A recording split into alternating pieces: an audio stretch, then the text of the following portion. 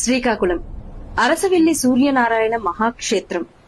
ద్వాపర యుగంలో సూర్యనారాయణ స్వామి విగ్రహం బయటపడటానికి అసలు కారణం ఏమిటో ఈ వీడియోలో తెలుసుకుందాం.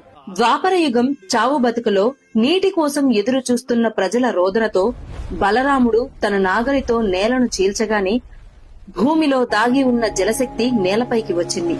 అదే నేటి మన నాగావళి నది. ఆ పవిత్ర ప్రవాహం పక్కనే ఈ నేలను రక్షించేందుకు శివుడు ఇక్కడే నిలవాలని బలరాముడు ప్రార్థించాడు.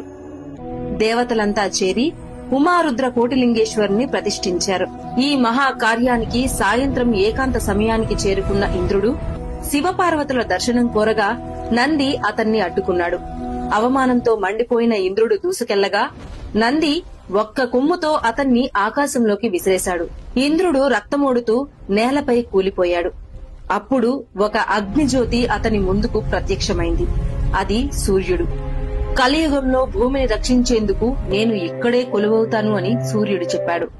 నువ్వు పడిన నేలను వజ్రంతో చీల్చు, నా నిజరూపం బయటపడుతుంది అని సూర్యుడు చెప్పారు.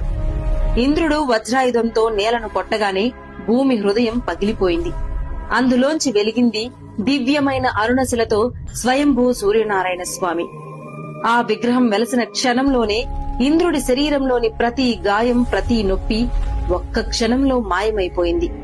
అప్పటి నుంచి ఇక్కడికి వచ్చే భక్తులు కూడా తమ రోగాలు, బాధలు ఇక్కడే వదిలేస్తారని ఈ క్షేత్ర శక్తి నమ్మకంగా మారింది. ఇంకా అద్భుతం ఏమిటంటే ఏడాదికి 2 సార్లు మాత్రమే, మార్చి మరియు అక్టోబర్లో పొద్దున్న తొలి సూర్య కిరణం గర్భగుడి చీకటిని ఛేదించి స్వామి పాదాలపై పడుతుంది. అక్కడి నుంచి శిరస్సు వరకు తనను తానే స్పృశించి మరలా తన శక్తిని తేజోవంతం చేసుకుంటుంది. ఇది నిర్మాణం కాదు, సూర్యుడు తనే తన రూపాన్ని తాకే క్షణం. కృష్ణావతారం ముగిసిన తర్వాత కల్కి ఉదయించే వరకు ఈ భూమిని రక్షించేందుకు వెలసిన ఏకైక మహాక్షేత్రం శ్రీ అరసవిల్లి సూర్యనారాయణ స్వామి క్షేత్రం.